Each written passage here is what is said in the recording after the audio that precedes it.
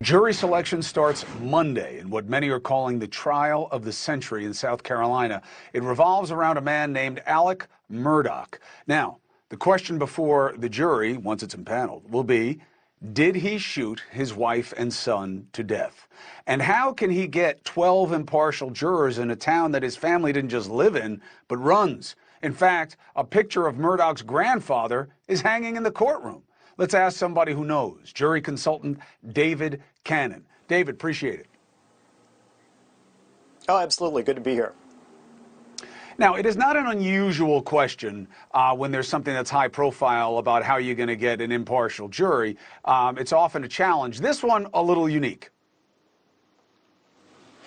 This one is extraordinarily unique. You look at this county, there are about 38,000 people in the county. They are sending out, for 1,000 jurors. So they're going to summon 1,000 jurors to show up on Monday. So if you think about that, 1 out of every 38 residents stands to be called for jury selection to show up on Monday. And bear in mind that they're calling 1,000 people, but typically very few show up. From my experience, usually around 20 to 25% of the people who get a summons show up. So you're looking at about 250 people. Now, first question, before we get into who, I'll ask you about where. So isn't the move to say, well, I can't do it here, I got to remove it to somewhere else? Or will the judge say, it doesn't matter where you are, you're going to have the same challenge?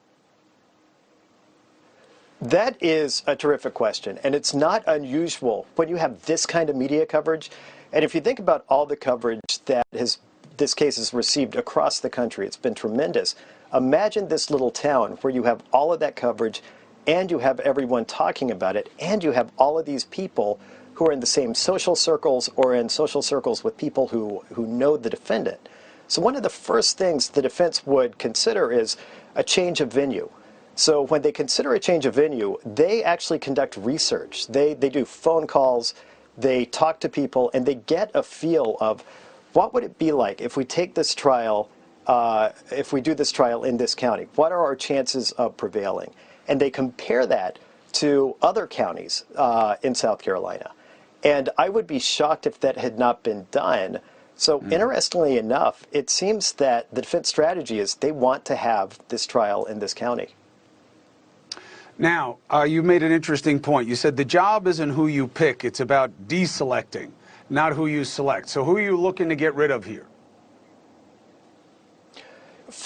If I'm working for the prosecution, the first thing that I'm worried about is who knows this person, who aspires to be in the social circles that this person has run in. This person is someone who has been privileged and has prestige and runs in very high society circles. So you want to know anyone who is in that orbit. You also want to know anyone who overlaps with that orbit. So the first thing that I'd be concerned with if I were the prosecution is I don't want anyone who is going to get on my jury who is going to be motivated by anything other than justice. And if someone knows him, if someone holds him in high regard, that is the riskiest factor, because that could be someone that we refer to as a stealth juror who wants to get on and wants to render a verdict in favor of the defendant. What about for the defense? For the defense, I would want people who are going to, well, this is someone who's very well connected. This is someone who lost multiple family members. So I would want someone who is avid supporting conspiracy theories. I would want people who once more feel any kind of connection, people who aspire to hold the social status that this particular person had.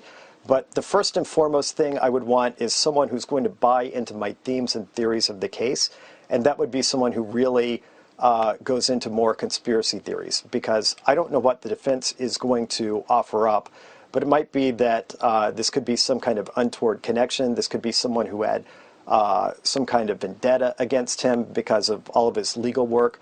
So that would be what I'd be looking for on their side. Furthermore, on the defense, the main thing that I would be concerned with is trying to get someone on there who would advocate for my side, who could potentially hang the jury. Hey, thank you for watching. please go to newsnationnow.com, newsnationnow.com, and you can find NewsNation on your television provider. And don't forget to click the red subscribe button down below. Then you will get more of NewsNation's fact-driven coverage.